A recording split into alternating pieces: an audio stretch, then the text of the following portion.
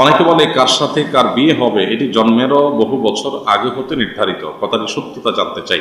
হ্যাঁ, কথাটা অবশ্যই সত্য। শুধু বিয়ে না, মানুষের কি খাবে, কি তার জীবনে ঘটবে না ঘটবে, তার সব কিছু আল্লাহ তাআলা আগে থেকে নির্ধারণ করে রেখেছেন। আল্লাহর নির্ধারণ এটা কখনো ব্যতিক্রম হয় না, এটা পরিবর্তন হয় না। তবে হ্যাঁ, দোয়ার মাধ্যমে আল্লাহ তাআলা তার তাকদীরের কিছু কিছু বিষয়কে পরিবর্তন করেন।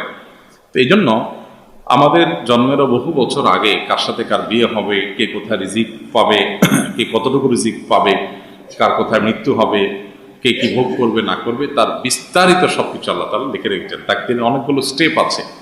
মানুষ সৃষ্টির 50,000 বছর আগে আল্লাহ তাআলার একরকম লিখন আছে।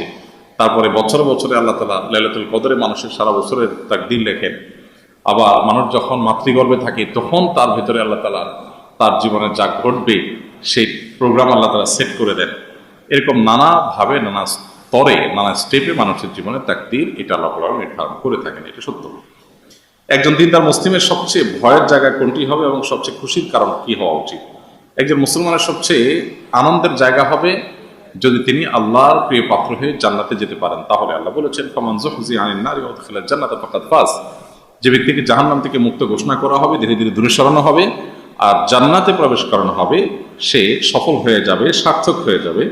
আর এর পরিবর্তে যে ব্যক্তিকে জাহান্নামে প্রবেশ করানো হবে সে হবে সবচেয়ে বড় দুর্ভাগা, তার চাইতে হতভাগা আর কেউ হবে না। এই জন্য ইমানদারের জীবনের সবচেয়ে ভয়ের জায়গাটা হলো না জানি সেই জাহান্নামে যায়। আর সবচাইতে আনন্দের জায়গাটা হবে যদি আল্লাহ তাআলা তাকে জান্নাত দেন সেই আশা এবং আকাঙ্ক্ষা করে। কোন এক সালাফ বলেছেন, আল্লাহ যদি একজন মানুষকে মাফ করবেন ঘোষণা দেন শুধু, তো তিনি আল্লাহর কাছে এত বেশি আশাবাদী যে সে একজন তিনিই হবেন। আবার আল্লাহ যদি একজনকে শুধু জাহান্নামে দিবেন বলেন, তাহলে সেটাও ভয় পান তিনি যে না যেন সে একজন আমি হই। তো এই জন্য একজন ইমানদারের মধ্যে ভয় এবং আশা এই দুইটার সমন্বয় থাকতে হবে। সেটাই হলো ইমান এবং ইমানের দাবি। আর আমলের ক্ষেত্রে যদি ভয় এবং খুশির কথা বলেন, তাহলে সেক্ষেত্রে সবচেয়ে বড় ভয়ের জায়গা হলো শিরক। শিরককে সবচেয়ে বেশি ভয় পাবে ইমানদার। এরপরে আমলের ক্ষেত্রে বেদাতকে সবচেয়ে বেশি ভয় পাবে এবং তাওহীদ প্রতিষ্ঠা করতে পারা, এটা হলো মানুষের জীবনের সবচেয়ে সৌভাগ্যের বিষয় এবং সুন্নাহর উপর আমল করতে পারা, এটা হলো সবচেয়ে বড় সৌভাগ্যের বিষয়।